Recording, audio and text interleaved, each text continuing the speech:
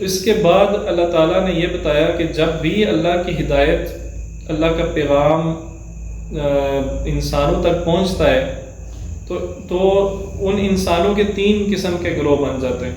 پہلا وہ ہے جو اس کو ایکسیپٹ کر لیتا ہے، جو اس پیغام کو، اس ہدایت کو مان لیتا ہے، ٹھیک ہے، اور اپنی زندگی اس کے مطابق ڈال لیتا ہے۔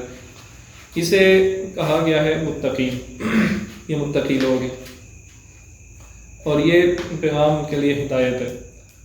دوسرا گروہ ہے ان الذین کفروا سواء علیہم اانذرتہم ام لم تنذرہم لا یؤمنون، کہ جن لوگوں نے انکار کر دیا، پیغام آیا، اللہ کی ہدایت طرف سے ہدایت آئی، انکار کر دیا کہ ہم نہیں مانتے، ٹھیک ہے، تو یہ دوسرا گروہ ہو گیا۔ اب تیسرا گروہ وہ ہے کہ جو ان کے درمیان ہے، نہ مانتے ہیں نہ انکار کرتے ہیں، یا آپ یوں کہہ لیں کہ زبان سے مانتے ہیں اور دل سے انکار کرتے ہیں، ٹھیک ہے۔ وَمِنَ النَّاسِ مَن يَقُولُ آمَنَّا بِاللَّهِ وَبِالْيَوْمِ الْآخِرِ وَمَا هُمْ بِمُؤْمِنِينَ، لوگوں میں سے بعض وہ ہیں جو یہ کہتے ہیں کہ ہم اللہ اور اس کے اور آخرت کے دن پہ ایمان لائے، لیکن وہ ایمان لانے والے نہیں ہیں، حقیقت میں وہ ایمان نہیں لاتے، مطلب دل سے ایمان نہیں لاتے۔ منافقین کا اس کو نفاق کہتے ہیں، یہ جو صفت ہوتی ہے اسے نفاق کہتے ہیں، اور جس بندے کے اندر یہ صفت ہو اسے منافق کہتے ہیں۔ تو یہ منافقت کہنا یہ سب سے بری چیز ہے۔ تو یہ 3 قسم کے گروہ، جب بھی اللہ کی ہدایت آئے تو یہ 3 قسم کے گروہ بن جاتے ہیں۔ ان میں سے ہدایت یافتہ گروہ کون سا ہے؟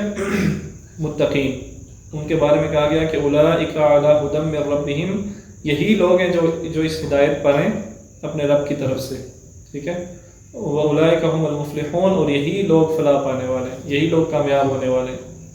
تو ہمیں یہ سوچنا چاہیے کہ جب بھی اللہ کی طرف سے ہمیں کوئی ہدایت ملے تو ہمارا تعلق ان میں سے کس گروہ کے ساتھ ہوتا ہے، ٹھیک ہے، کیا ہم انکار کرنے والوں میں سے آتے ہیں؟ ہدایت اللہ کی طرف سے کوئی پیغام آتا ہے، ہم کہتے ہیں جی ہم نہیں، ہم اپنی مانیں گے، ہم اپنے نفس کی مانیں گے، ہم اپنے خاندان کی مانیں گے، ہم اپنے فرقے کی، اپنے مذہب کی مانیں گے، ٹھیک ہے، تو اپنی برادری کی مانیں گے، اپنے رسم و رواج کی مانیں گے، اس کا مطلب ہے کہ ہم انکار کرنے والے ہیں، ظاہر ہے۔ دوسرے گروہ وہ ہیں جو ایکسیپٹ کر لیتے ہیں، وہ کہتے ہیں ٹھیک ہے اللہ کی طرف سے پیغام آ گیا، آمنا وسلمنا۔